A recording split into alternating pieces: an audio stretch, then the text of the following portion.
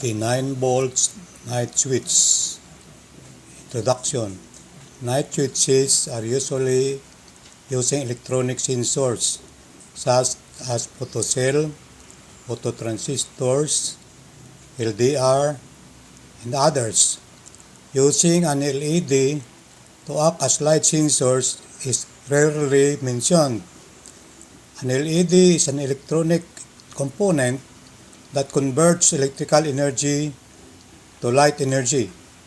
This video used an LED to convert light energy to electrical energy. What this video is all about. This video shows the green LED is used as light sensor in the device called the 9-volt night switch. Also includes in the design of the device, the theory behind it, the schematic diagram of the working prototype, and how the device operates.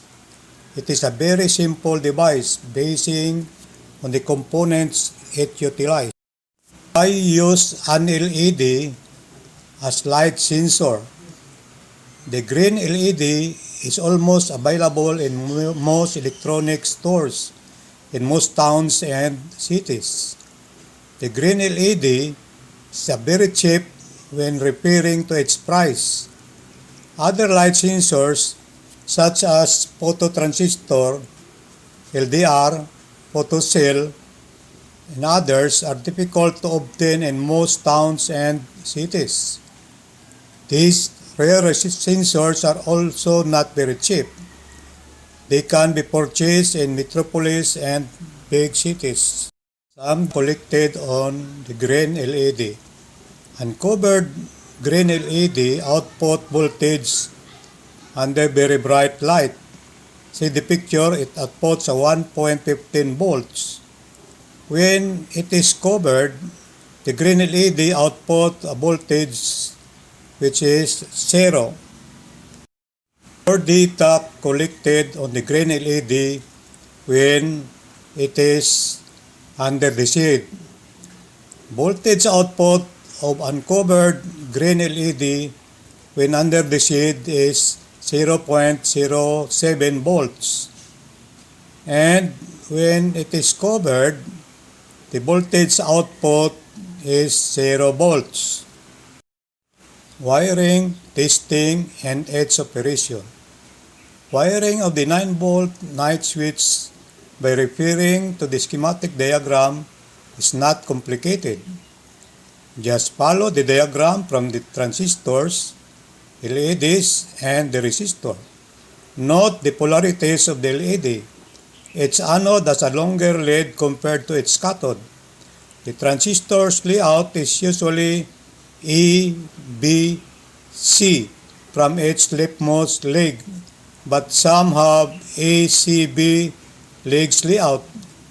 To be sure of the layout, use your ohmmeter for the 3 NPN transistors. Block diagram of the 9-volt night switch. It includes 9-volt battery, D1 light sensor, Q1 acting as light sensor amplifier, Q2 acting as current shunt,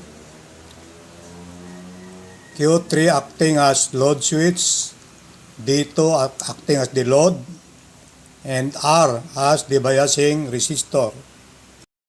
Materials used to assemble this project is a 9-volt battery, a battery connector, a green LED, a red LED, a 1 megaohm resistor, and the 3 NPN transistors which are C9014. Area of operation. D1 is not covered. D1 acts as a light sensor. It outputs voltage varies according to light brightness striking edge surface. Voltage output is more than 0.6 volts up to 1.15 volts. Q1 turns on when its input voltage is more than 0.6 volts.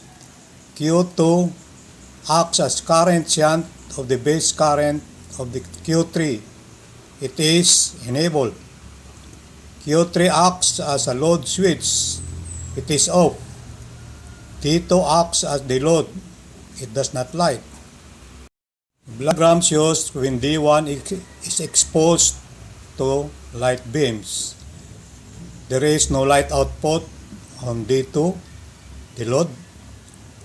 The Q3, which is the load switch, is off. The current shunt is activated. The light sensor amplifier is enabled.